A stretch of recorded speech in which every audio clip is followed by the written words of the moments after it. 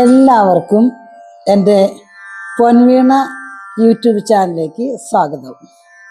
ഞാൻ ഷൈല രാജൻ. അപ്പോൾ ഇന്നത്തെ എപ്പിസോഡിൽ നമ്മൾ ദേശഭക്തിഗാന മത്സരത്തിന് പങ്കെടുക്കുന്ന കുട്ടികൾ എന്തെല്ലാം കാര്യങ്ങൾ ശ്രദ്ധിക്കണം അതിനെക്കുറിച്ചാണ് ഇന്നത്തെ എപ്പിസോഡിൽ. അപ്പോൾ ലൈറ്റ് മ്യൂസിക്കും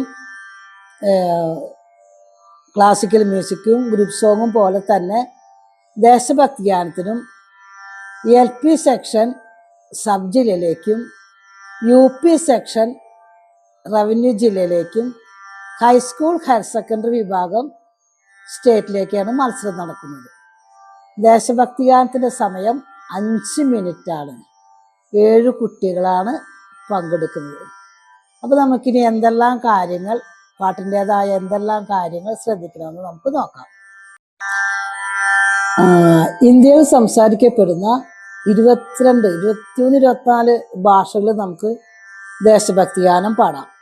പിന്നെ ഒരു മൾട്ടി ലാംഗ്വേജ് ദേശഭക്തി ഗാനം, അതായത് പല ഭാഷകളിലെടുത്ത്, ഉദാഹരണം കന്നഡ, ഹിന്ദി, മലയാളം, തെലുങ്ക്, അങ്ങനെ അത് കോർത്തിണക്കി നമുക്ക് അങ്ങനെയും ദേശഭക്തി ഗാനം പാടാം. അത് കേരളത്തിൽ നമ്മൾ കൂടുതലായിട്ട് ദേശഭക്തി ഗാനം പാടുന്നത് മലയാളം, ഹിന്ദി, കന്നഡ, തെലുങ്ക്, സംസ്കൃതം അങ്ങനെയൊക്കെയാണ് പാടുന്നത്. അപ്പോൾ ഏത് പാടിയാലും നമുക്കത് കോർത്തിണക്കി അങ്ങനെയും പാടാം. അപ്പോൾ ഏത് പാടിയാലും പാടുന്നതും ഭംഗിയായിട്ട് പാടണം. ഞാൻ പറഞ്ഞല്ലോ 5 മിനിറ്റാണ് ഇതിൻ്റെ സമയം എന്ന് പറഞ്ഞു.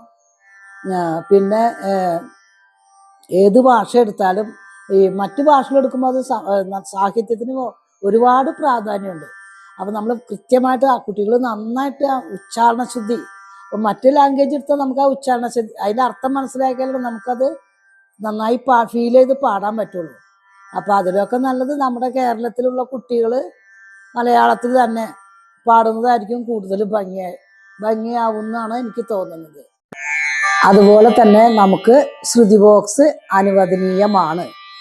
അപ്പോൾ നമ്മൾ ശ്രുതി ബോക്സ് ഓൺ ചെയ്തിട്ട് ഒരു കുട്ടിയായിരിക്കുമല്ലോ ലീഡ് ചെയ്യുന്ന കുട്ടി.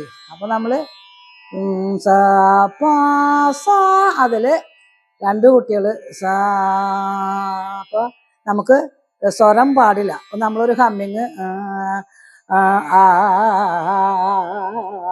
അപ്പോൾ പാ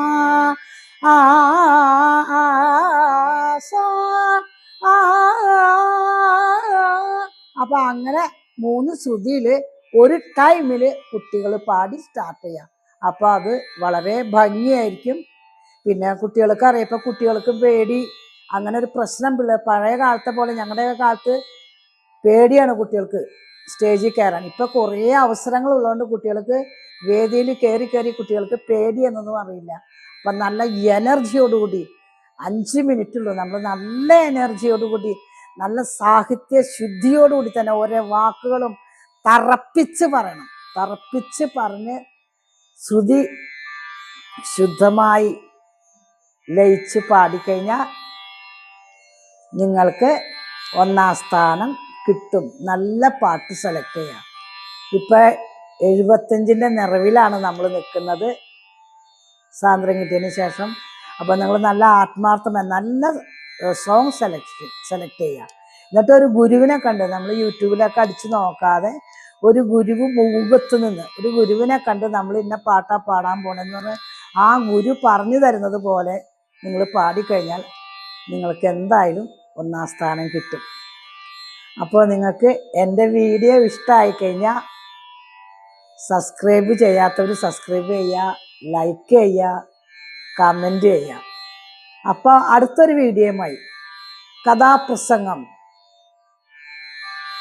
കഥാപ്രസംഗ മത്സരത്തിന് പങ്കെടുക്കുന്ന കുട്ടികൾ എന്തെല്ലാം കാര്യങ്ങൾ അറിഞ്ഞിരിക്കണം, ആ ഒരു വീഡിയോയുമായി നമുക്ക് അടുത്ത വീഡിയോ കാണും വരെ